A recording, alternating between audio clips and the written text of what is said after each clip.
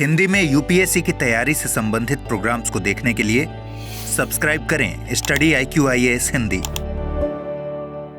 Hello दोस्तों, मैं मनोज कुमार आपका स्टडी IQIAS हिंदी चैनल पर स्वागत करता हूं और उम्मीद करता हूं कि आप सब लोग बहुत अच्छे होंगे। दोस्तों, आज हम लोग टॉपिक टुडे में एक महत्वपूर्ण मुद्दा चर्चा करने जा रहे हैं जो आपके एग्जाम के दृष्टिकोण से भी काफी महत्वपूर्ण होगा और सामान्य समझ के लिए भी आपको बहुत जरूरत पड़ने वाली है। दोस्तों, आज का टॉपिक है एयर इंडिपेंडेंट प्रोपल्सन सिस्टम, यानी कि वायु स्वतंत्र प्रणोदन प्रणाली। इस टॉपिक को देख करके दोस्तों आपको लग रहा होगा कि पता नहीं ये कौन सी चीज आ गई है, क्या है, कहां से है, अजीब सा नाम है। देखिए, जिन लोगों ने साइंस के बारे में थोड़ा बहुत पढ़ा होगा, साइंस जिनका बैकग्राउंड साइंस होगा, तो वो थोड़ा बहुत समझ सकते हैं, ठीक है ना। लेकिन जो आर्ट साइड के हैं उनको भी इसमें कोई प्रॉब्लम नहीं होगी, बस नाम टफ है। लेकिन जब हम इसके बारे में सुनेंगे, समझेंगे, तो बहुत आसान हो जाएगा और ये आपके एग्जाम के दृष्टिकोण से काफी महत्वपूर्ण होने वाला है, ठीक है ना। एक लाइन में समझ लीजिए कि ये हमारी जो रक्षा प्रणाली है उसको बहुत मजबूत करने वाला है। समझ लीजिए कि भारत की जो रक्षा शक्ति है, डिफेंस सिस्टम है, उसको बहुत मजबूत करने वाला है। यानी कि इस तकनीक के विकसित होने के बाद, लागू होने के बाद हमारी जो रक्षा व्यवस्था है और मजबूत हो जाएगी, ठीक है ना, विशेषकर हमारी नौसेना की शक्ति को लेकर के। दोस्तों ध्यान रखिएगा, वायु स्वतंत्र प्रणाली जो है इसका संबंध आपके किससे है? सबमरीन से है। जो हमारी पानी के अंदर जो चलने वाली पनडुब्बियां हैं और पनडुब्बियों के अंदर जो ऊर्जा व्यवस्था, यानी कि जो एनर्जी का उपयोग होता है, एनर्जी का उत्पादन होता है, उससे जुड़ी हुई प्रणाली है ये, ठीक है ना। जिसकी वजह से आए दिन बहुत सारी चीजें हमको फेस करनी पड़ती हैं और अगर ये प्रणाली हमारे पनडुब्बियों में या सबमरीन में लग जाती है तो हमारी जो मारक क्षमता है और दुश्मन देश जो हमको डिटेक्ट कर पाता है या जो कुछ भी वो हमारे बारे में समझ पाता है, वो इसके बाद नहीं समझ पाएगा, ढूंढता रह जाएगा कि आखिर ये हुआ क्या, कहां गई ये चीज, हमारे ऊपर अटैक कहां से हुआ, किसने किया, पता ही नहीं चलेगा इस तकनीक के माध्यम से, ठीक है ना। तो ये एक बहुत ही महत्वपूर्ण तकनीक है। किससे संबंधित है? आपकी पनडुब्बी नौसेना की पनडुब्बियों को लेकर के है, जो समुद्र के अंदर गहराइयों में काम करती है, उसी से संबंधित है, विशेषकर उसकी ऊर्जा से संबंधित। दोस्तों, इस टॉपिक पर आज हम लोग विस्तार पूर्वक चर्चा करने जा रहे हैं और समझ लीजिए कि ये हमारे एग्जाम के लिए एक इंपॉर्टेंट टॉपिक बनने जा रहा है। चलिए इस पर हम बात करते हैं। उससे पहले मैं आप लोगों को एक छोटी सी इंफॉर्मेशन आप लोग दे देता हूं जो कि आप लोगों के लिए 2024 के लिए बहुत जरूरी है कि स्टडी IQ ने 2024 के लिए आपको PTY बैच 3 बैच लॉन्च किए हैं। आपका हिंदी, इंग्लिश और इंग्लिश बैच लॉन्च किए जा चुके हैं, ठीक है ना। 19 तारीख से ये बैच लॉन्च हो चुका है। इसमें 3 क्लासें अभी हुई हैं, ध्यान रखना, 2 से 3 क्लासेस, ठीक, अभी स्टार्टिंग ही है। और इसके अंतर्गत समझ लीजिए कि 30 जून इस बैच के एडमिशन लेने की लास्ट डेट है। उसके बाद समझ लीजिए एडमिशन क्लोज हो जाएंगे। इस बैच में आपको जगह नहीं मिलेगी और इसकी सीट्स बिल्कुल लिमिटेड हैं। बैच शाम को 6 बजे स्टार्ट होता है, 6 से 9, 3 घंटे की क्लास है। दोस्तों, बात आती है कि इस बैच में है क्या ऐसा। मैं आपको बार बार कह रहा हूं कि इसमें हमने 4 चरणों में एक सटीक रणनीति के साथ प्लान किया है। पहला चरण जो है जून से लेकर के जनवरी तक का है, जिसमें हम प्री कम मेंस के फाउंडेशन कोर्स को प्रॉपर तैयार करेंगे, ठीक है ना। दूसरा चरण है आपका सक्सेस इन प्रीलिम्स, जनवरी से लेकर के मई तक का, जिसमें हम प्री पर पूरा फोकस करेंगे, जिसमें सीसेट और आपका करंट अफेयर्स, टेस्ट सीरीज और आपकी रेगुलर क्लासेस, वो सब इसमें इंक्लूड होंगी। उद्देश्य है कि प्रारंभिक परीक्षा पहले आपकी पास हो। उसके बाद है SIM, सक्सेस इन मेंस का प्रोग्राम होगा जून से लेकर के सितंबर तक, जब तक आपका मेंस नहीं होता। इसमें जो है मेंस रेजिडेंशियल प्रोग्राम है। इसके अंतर्गत प्रारंभिक परीक्षा पास करने वाले आप सभी छात्रों को हम दिल्ली अपने सेंटर पर बुलाएंगे और हमारी पूरी टीम, पूरा मैनेजमेंट, पूरा मेंटरशिप जो जितने भी लोग हैं वो सब आपके साथ मिलकर काम करेंगे आपके इंपॉर्टेंट टॉपिक को डिस्कस करेंगे, आंसर राइटिंग करवाएंगे, आपकी प्रैक्टिस करवाएंगे और आपको मेंस के लिए तैयार करेंगे यहीं पर रह करके। इसके लिए आपको अलग से कोई खर्चा नहीं देना होगा, ठीक। और उसके बाद होगा इंटरव्यू प्रोग्राम आफ्टर मेंस। उसमें हमारे जितने भी रिटायर्ड आईएएस आईपीएस ऑफिसर्स हैं जो हमारे अपने साथ के हैं, वो सब आपको 1-to-1 आपकी पर्सनैलिटी को इंप्रूव करेंगे, जिससे कि प्री और मेंस पास होने के बाद किसी भी कारण से अगर इंटरव्यू रह जाता है तो वो ना रहे, बस कोई मलाल ना रहे। हम चाहते हैं बस आपका रिजल्ट।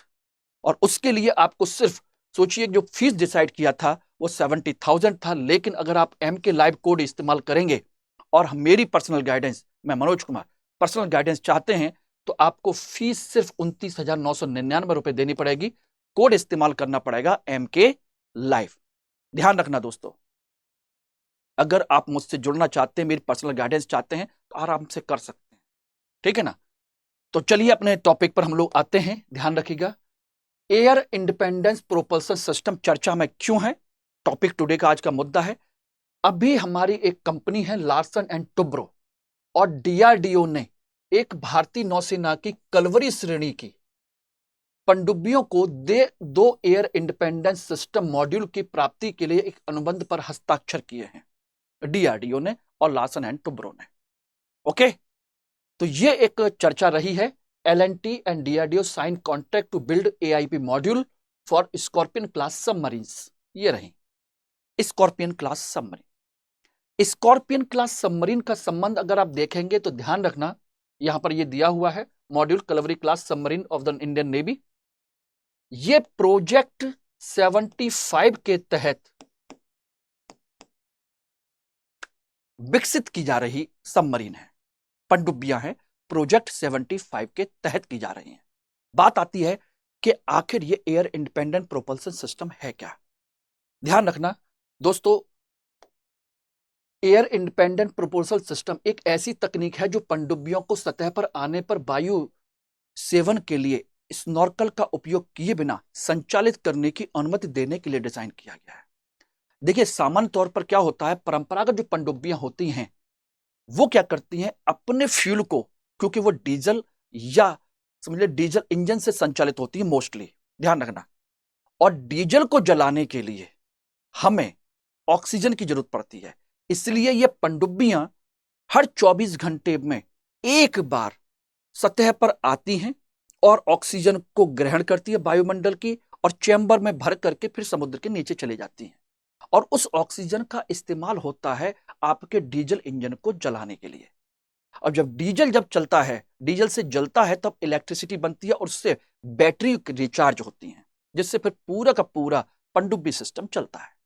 ओके, लेकिन इसकी सबसे बड़ी चीज जो है वो समझ लीजिएगा कि इसमें कंडीशन क्या होती है इस डीजल इंजन वाले सिस्टम में, कि इसमें ध्यान रखिएगा ये पानी के अंदर मौजूद जो ऑक्सीजन है उसका उपयोग नहीं कर पाती, ठीक।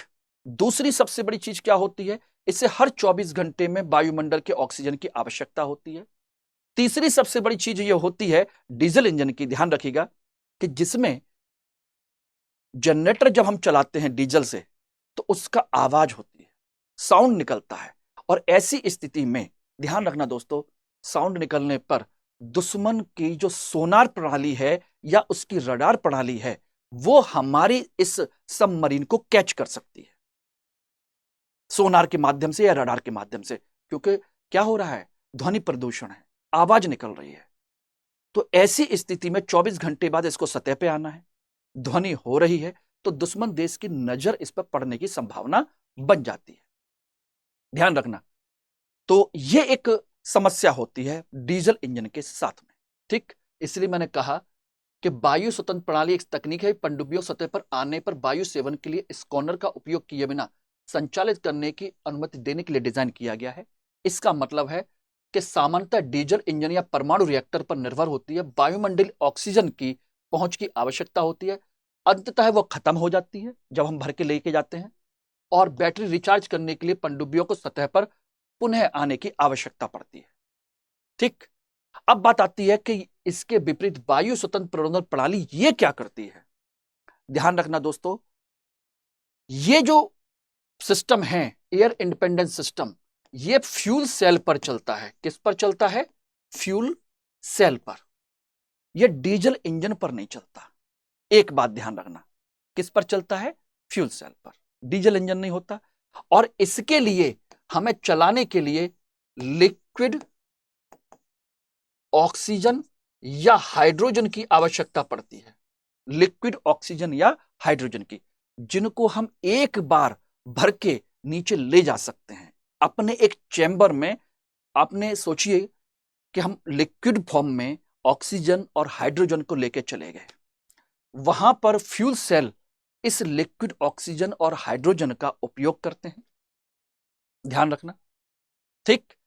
और जब लिक्विड ऑक्सीजन या हाइड्रोजन होती है तो उसको 24 घंटे के अंदर जरूरत नहीं पड़ती। एक आध हफ्ते के लिए सोच लीजिए, कम से कम 1 से लेकर के 2 वीक तक हमें सतह पर आने की जरूरत नहीं पड़ती। 1 से लेकर के 2 वीक तक ये उसी हवा का ही उपयोग कर लेता है। देख लीजिए, वायु स्वतंत्र प्रणाली वायुमंडलीय हवा की आवश्यकता के बिना बिजली और प्रणोदन उपलब्ध करने के लिए एक वैकल्पिक तरीका है। इसके लिए हमें ऊपर नहीं आना पड़ेगा, नीचे ही नीचे समुद्र की गहराइयों में ही काम हो जाएगा। यानी कि हफ्ते 10 दिन तक हम समुद्र के अंदर पड़े रहेंगे, कोई प्रॉब्लम नहीं है। ऑक्सीजन की कोई कमी नहीं है क्योंकि लिक्विड फॉर्म में मौजूद है, ठीक है ना।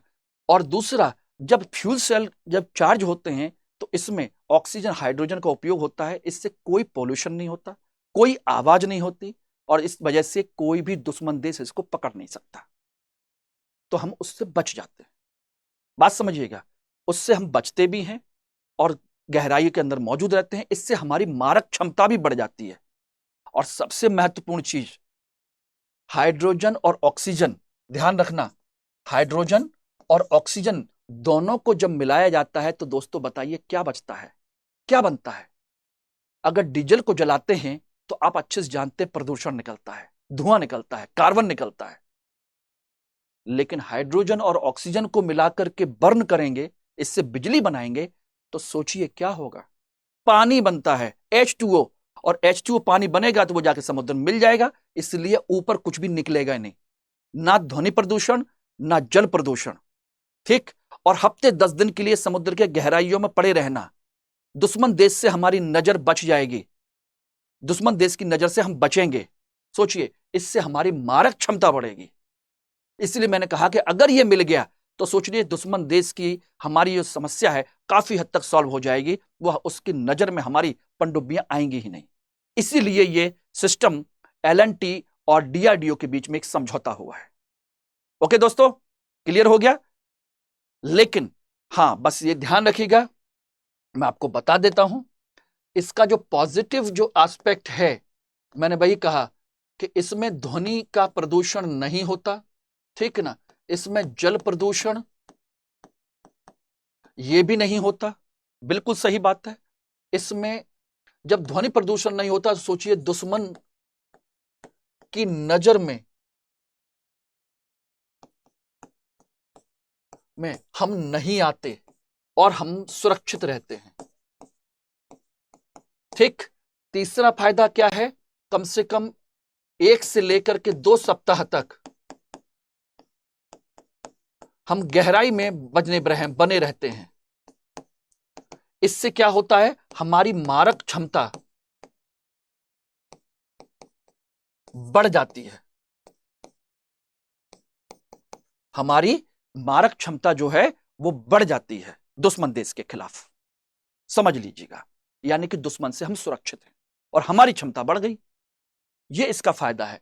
लेकिन इसका एक नेगेटिव इंपैक्ट भी है। ऐसा ही नहीं है, कोई भी तकनीक हमेशा 2 पहलू लेकर के आती है दोस्तों, पॉजिटिव और नेगेटिव। नेगेटिव क्या है? सबसे बड़ी चीज है लिक्विड हाइड्रोजन और ऑक्सीजन, इनको चैम्बर में इकट्ठा करना है। और इसके लिए हमें चाहिए बड़े बड़े चैम्बर, बड़े बड़े कंटेनर चाहिए। और जब बड़े कंटेनर चाहिए तो हमें सबमरीन का साइज बड़ा करना पड़ेगा। इसकी वजह से हमें पनडुब्बी जो है क्या करनी पड़ेंगी? बड़ी करनी पड़ेंगी। या दूसरा काम हो सकता है कि हमें अपने हथियारों की जगह कम करनी पड़ेगी। यानी कि हमारे जो हथियार हैं, हथियार कम करने पड़ सकते हैं। या तो पनडुब्बी बड़ी कीजिए या अपने हथियार कम कीजिए। एक काम ये हो सकता है दोस्तों। Everybody it is okay, clear.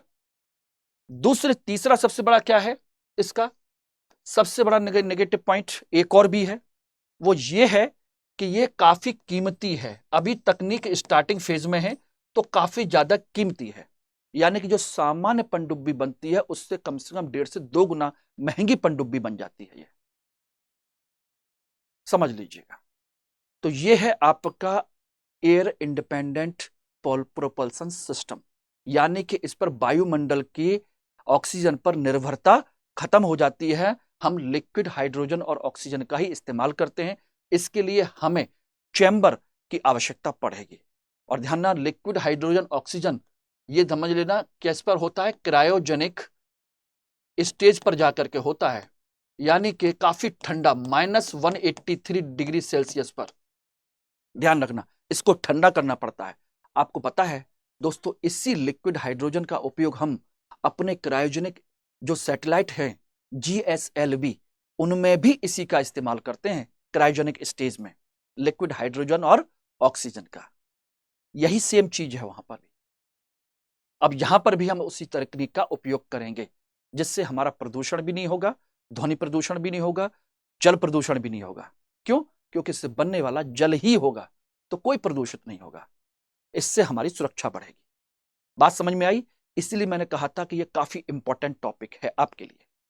ठीक, अब इसको देख सकते हैं कि इसमें क्या क्या होता है। मैं इसके थोड़ा सा टेक्निकल एस्पेक्ट पर और चर्चा कर देता हूं। वायु स्वतंत्र प्रणोदन प्रणाली के कई प्रकार होते हैं, जिनमें एक बंद चक्र डीजल इंजन होता है, ठीक ना, एक ईंधन सेल जिसको हम फ्यूल सेल कहते हैं, एक स्टर्लिंग इंजन होता है। अभी हम जिस चीज पर हम बातचीत करने जा रहे हैं, जो हमारा काम है, वो है हमारा ये वाला ईंधन सेल वाला। इसमें AIP सिस्टम बिजली पैदा करने के लिए हाइड्रोजन और ऑक्सीजन के बीच रासायनिक प्रतिक्रिया का उपयोग करते हैं, जिसमें एकमात्र पानी का उपयोग किया, मतलब उप उत्पाद होता है, बाई प्रोडक्ट, यानी कि बनता क्या है, केवल पानी। इससे शांत संचालन प्रदान करता है, यानी कि बिल्कुल भी कोई भी ध्वनि प्रदूषण नहीं होता, ठीक है, नहीं करता है, कोई उत्सर्जन नहीं होता, किसी प्रकार का कोई धुआं वगैरह कुछ नहीं, और जिससे पनडुब्बियों के लिए फायदेमंद होता है, गहराई में लंबे समय तक पड़े रहते हैं। तो हम इसमें इस चीज का उपयोग कर रहे हैं फ्यूल सेल में।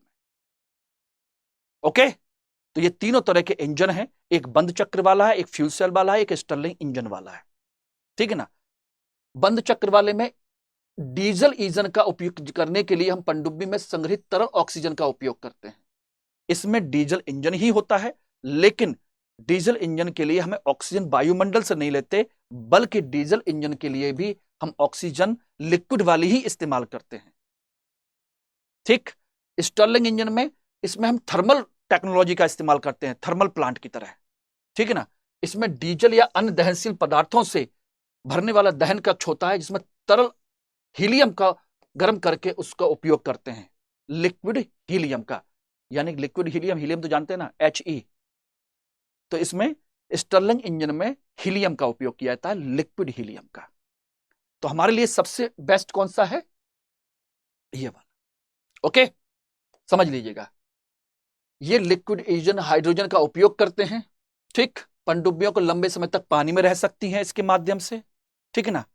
इससे प्रणोदन प्रणाली की बढ़ी हुई सहन शक्ति, कम शोर और स्टील्थ विशेषताएं उसे शामिल हो जाते हैं। स्टील्थ विशेषताएं जानते हैं ना, स्टील्थ विशेषताएं दोस्तों उसको कहते हैं जब दुश्मन देश की हम नजर में नहीं आते, यानी कि छुपे रहने की ताकत, उसको कहा जाता है स्टील्थ विशेषता, ठीक है ना। इसको लेकर के जनवरी में DRDO और स्कॉर्पियन श्रेणी की पनडुब्बियों के निर्माता फ्रांस के नेवल ग्रुप में एक इस पर क्या किया था, समझौते पर हस्ताक्षर किया था। किसने?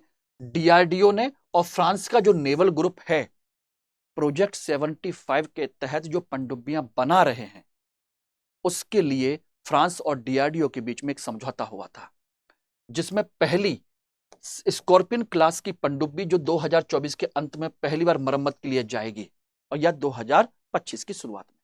इसमें क्या होगा, इसमें यह प्रणाली फिट की जाएगी, AIP, air propulsion system, air independent propulsion.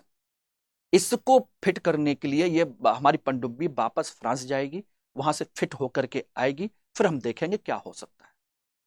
Okay, ध्यान रखना।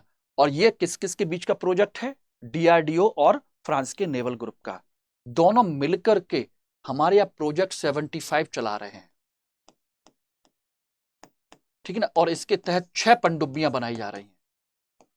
और ध्यान रखिएगा, ये पनडुब्बियां फ्रांस में नहीं बन रही, फ्रांस केवल सहायता कर रहा है, 6 की 6 पनडुब्बियां भारत में बन रही हैं, ठीक है ना। जैसे ये हो जाएगा, उसके बाद स्कॉर्पियन क्लास की सभी पनडुब्बियों में एआईपी मॉड्यूल स्थापित किया जाएगा, ठीक है ना, ये समझ लीजिए। और इसके लिए 2005 में समझौता हुआ था। एवरीबॉडी, प्रोजेक्ट 75 के तहत ये रहा, 2005 में नौसेना प्रौद्योगिकी हस्तांतरण का समझौता हुआ था। तो प्रोजेक्ट 75 के लिए समझौता कब हुआ? 2005 में हुआ। किस किस के बीच हुआ? भारत के डीआरडीओ और फ्रांस के बीच में हुआ, जिसमें भारत में 6 पनडुब्बियां बनाई जाएंगी। अब इसी के तहत पहली बार, सोचिए 2024 के अंत में या 2025 की शुरुआत में हमारी पहली पनडुब्बी एआईपी से लेस होने के लिए जाएगी, जो फ्रांस करके देगा। उसके बाद हम अपनी यहां पर खुद स्थापित करेंगे। ओके, इससे हमारी पनडुब्बी की मारक क्षमता बढ़ेगी। क्लियर हो गया? ये अब प्रोजेक्ट 75 क्या है? मैंने कहा कि प्रोजेक्ट 75 2005 में भारत और फ्रांस के बीच में एक समझौता हुआ था। इसके तहत भारतीय नौसेना स्कॉर्पियन श्रेणी की पनडुब्बियां खरीद रही है, जो डीजल इलेक्ट्रिक अटैक पनडुब्बियां हैं। यह परियोजना नेवल ग्रुप फ्रांसीसी नौसेना की रक्षा कंपनी, जिसे पहले डीसीएनएस के नाम से जाना जाता था, के सहयोग से कार्यान्वित की जा रही है, ठीक है ना। और इसका निर्माण कौन करेगा? मुंबई में मझगांव डॉकयार्ड लिमिटेड इसका निर्माण कर रहा है, इन 6 पनडुब्बियों का। इसके हस्ताक्षर 2005 में हुए थे। 3.75 अरब डॉलर का समझौता हुआ था, ठीक है ना। किसका? 6 स्कॉर्पियन क्लास पनडुब्बियों का। इनमें से कौन कौन सी बन चुकी हैं? आईएनएस कलवरी बन चुकी है। अब इस पर सोचिए, एआईपी होने जाएगा। इसी कलवरी पर क्या होने जाएगा? AIP, air independent propulsion system के लिए जाएगी ये, ठीक। उसके बाद आईएनएस खंडेरी, आईएनएस करंज आ चुकी है, आईएनएस बेला आ चुकी है, और आईएनएस बागीर भी बन चुकी है और भारतीय नौसेना को सौंप दी गई है। केवल अभी आईएनएस बागसीर बची हुई है, छठी वाली, जो 2023 के अंत में भारतीय नौसेना को सौंप दी जाएगी। ये जो फोटो है, ये आईएनएस बागीर का है। आईएनएस बागीर जब सौंपी गई थी 2022 में, उस समय का फोटो है ये। Everybody, it is okay? Clear? समझिएगा। तो ये है आपका कंसेप्ट। प्रोजेक्ट 75 क्या है, एयर इंडिपेंडेंट प्रोपल्सन सिस्टम क्या है, इसके फायदे क्या हैं, इसके नुकसान क्या हैं, ये क्यों लागू किया गया, चर्चा में क्यों है, मैंने सारे मुद्दे आपको डिस्कस कर दिए, ठीक। और इसके लिए आपका संभावित प्रश्न बन सकता है, वो ये है, प्रोजेक्ट 75 के संदर्भ में निम्न कथनों पर विचार कीजिए। यह भारतीय नौसेना और फ्रांस का संयुक्त कार्यक्रम है। इसमें स्कॉर्पियन डिजाइन की 6 परमाणु पनडुब्बियों का स्वदेशी निर्माण शामिल है। मझगांव डॉकयार्ड शिपयार्ड लिमिटेड इन पनडुब्बियों का निर्माण कर रहा है। निम्न में से कितने कथन सही हैं? केवल 1, केवल 2, सभी 3 और कोई नहीं। ध्यान रखिएगा, इसमें बस एक ही गलती है। गलती यह है कि 6 पनडुब्बियां जो बन रही हैं वो परमाणु पनडुब्बियां नहीं है दोस्तों, डीजल इलेक्ट्रिक पनडुब्बियां हैं। इसलिए यह स्टेटमेंट गलत है, बाकी दोनों सही हैं, ध्यान रखना। तो एयर इंडिपेंडेंट प्रोपल्सन सिस्टम क्यों चर्चा में है? बता दिया, एलएनटी ने डीआरडीओ के साथ साइन किया है। यह है क्या? मैंने बता दिया कि हमारी ऊर्जा का निर्माण करने वाली एक अलग प्रणाली है, जो समुद्र की गहराइयों में लिक्विड ऑक्सीजन का इस्तेमाल करके उपयोग की जाएगी। इससे ध्वनि प्रदूषण नहीं होगा, जल प्रदूषण नहीं होगा। इससे हम 1 सप्ताह से लेकर 2 सप्ताह तक समुद्री गहराई में रह सकते हैं। इससे दुश्मन देश की नजर में बचे रहेंगे, हमारी मारक क्षमता बढ़ जाएगी, सारी चीजें हो जाएंगी। Okay everybody, it is okay? Clear? Clear हो गया? तो ये आपको समझना है, ठीक। और ये मेरा अपना संपर्क सूत्र है, जिसके माध्यम से आप मुझसे जुड़ सकते हैं, टेलीग्राम चैनल और इंस्टाग्राम, और ये मेरा बारकोड, ठीक है ना। तो चलिए, आज के लिए इतना टॉपिक आपके लिए ठीक है।